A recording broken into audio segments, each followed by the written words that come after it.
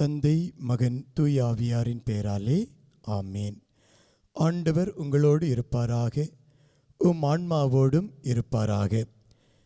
இயேசுவில் பிரியமானவர்களே, திரு இரத்த மாதத்தின் 21ஆம் நாள் இன்று. இந்த நாள் ஆண்டவர் நமக்காக கொடுக்கக்கூடிய இறைவார்த்தை 2 தீமோத்தி 1ஆம் அதிகாரம் 7வது இறைவார்த்தை. இந்த இறைவார்த்தை நமக்கு கற்றுத்தருகிறது, கடவுள் நமக்கு கோழை உள்ளத்தினை அல்ல, வல்லமையையும் அன்பும் கட்டுப்பாடும் கொண்ட உள்ளத்தையே வழங்கியுள்ளார். இயேசுவில் பிரியமானவர்களே, நம்முடைய விவிலியத்தை நாம் திறந்து உங்களுடைய வேண்டுதல்களை இந்த பகுதியிலே வைத்து கொள்ளுங்கள். அதிலும் குறிப்பாக கோழைத்தனம் என்ற அந்த பயத்தில் வாழுகின்றவர்கள், எதை கண்டாலும் பயம், அச்சம், நடுக்கம் என்ற நிலையில் வாழ்ந்து கொண்டிருக்கின்றவர்கள், உங்களுடைய வேண்டுதலை சிறப்பாக இன்று இந்த பகுதியில் வைத்து ஜெபியுங்கள். ஆண்டவர் சொல்லக்கூடிய வார்த்தை கோழையான உள்ளத்தை அல்ல, மாறாக 3 விதமான உள்ளத்தை நான் உங்களுக்கு தந்திருக்கிறேன் என்று சொல்லுகிறார். அதை பற்றிய சிந்தனையை இன்று நாம் கேட்போம். முதலாவதாக, இந்த கோழைத்தனமான உள்ளம். யாருக்கு கோழைத்தனமான உள்ளம் இருக்கிறது என்று நாம் பார்க்கின்ற பொழுது, பவுலடியார் தீமோத்தியை பார்த்து சொல்லுகிறார். தீமோத்தி ஒரு இளைஞன். இந்த இளைஞன் சற்று கூச்ச சுபாவம் உள்ளவராக, பயம் நிறைந்தவராக இருந்த சூழல், போலி போதனைகளால் துவண்டு போயிருந்த நிலை. இப்படிப்பட்ட அந்த சூழல்களில் இவரை பார்த்து பவுலடியார் சொல்லுகிறார், கடவுள் நமக்கு கோழைத்தனமான உள்ளத்தை தரவில்லை. யோசித்து பாருங்க, இந்த கோழைத்தனமான உள்ளம் என்பது கடவுள் தரக்கூடிய நிலை அல்ல. கடவுள் கோழைத்தனமான உள்ளத்தை நமக்கு கொடுக்கவில்லை. மாறாக அவர் வல்லமை நிறைந்த, ஆற்றல் நிறைந்த உள்ளத்தை தான் நமக்கு கொடுத்திருக்கிறார். ஆனால் இந்த கோழைத்தனமும் இந்த பயமும் நாம் வாழக்கூடிய அன்றாட சூழல்களில் மனிதர்களினாலும் தீய சக்திகளினாலும் வரக்கூடியதுதான் இந்த கோழைத்தனம். யோசித்து பாருங்க, இந்த கோழைத்தனம் நமக்குள் இருந்தது என்றால், இந்த கோழைத்தனத்தின் வழியாக பயம் எனக்குள் இருந்தது என்றால், என்னால் வாழ முடியுமா? என்னால் முன் செல்ல முடியுமா? இந்த கோழைத்தனமான உள்ளம்தான் ஒரு மனிதனை படுக்க வைக்கிறது. எவ்வாறு? இந்த கோழைத்தனமான உள்ளத்தின் வாயிலாக நான் ஏன் வாழ வேண்டும், யாருக்காக வாழ வேண்டும், எதற்காக வாழ வேண்டும் என்ற நிலையை கொண்டு வருகிறது. தற்கொலை எண்ணத்தை தூண்டுகிறது. நான் தனிமைப்படுத்தப்பட்ட நிலையிலே வீழ்கிறேன், அறையிலே அடைந்து கிடக்கிறேன். காரணம், என்னால் இயலாது என்ற நிலை.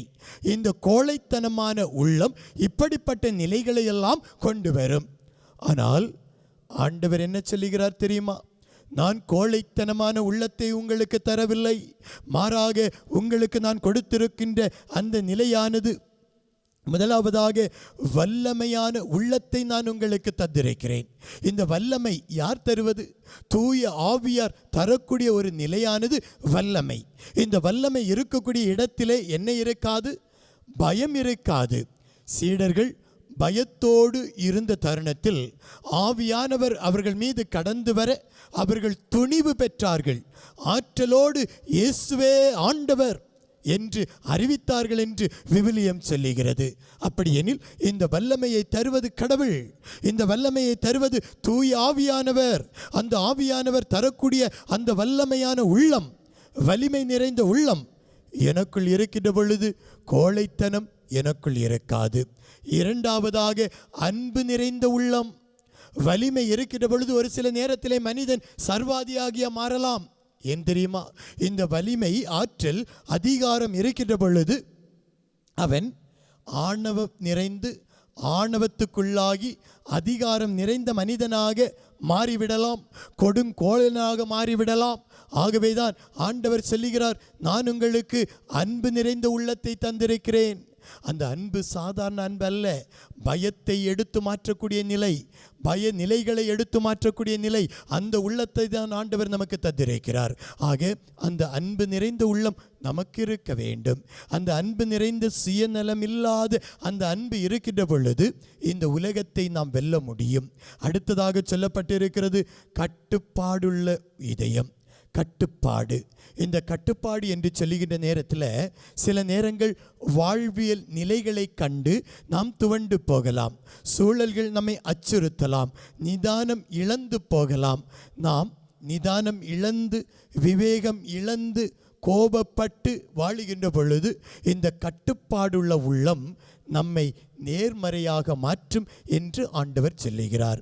ஆக இந்த நாளிலே கோழைத்தனமான உள்ளத்தோடு, பயம் நடுக்கம் உள்ள உள்ளத்தோடு பயந்து வாழக்கூடிய மனிதர்களை ஆண்டவரிடம் ஒப்பு கொடுங்க.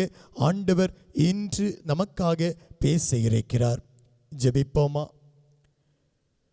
இரக்கம் நிறைந்த ஆண்டவரே, இதோ நீர் எங்களுக்கு கோழைத்தனமான உள்ளத்தை தரவில்லை, ஆற்றல் நிறைந்த, அன்பு நிறைந்த, தன்னடக்கமுள்ள உள்ளத்தையே உங்களுக்கு தந்திருக்கிறேன் என்று சொன்னீரே.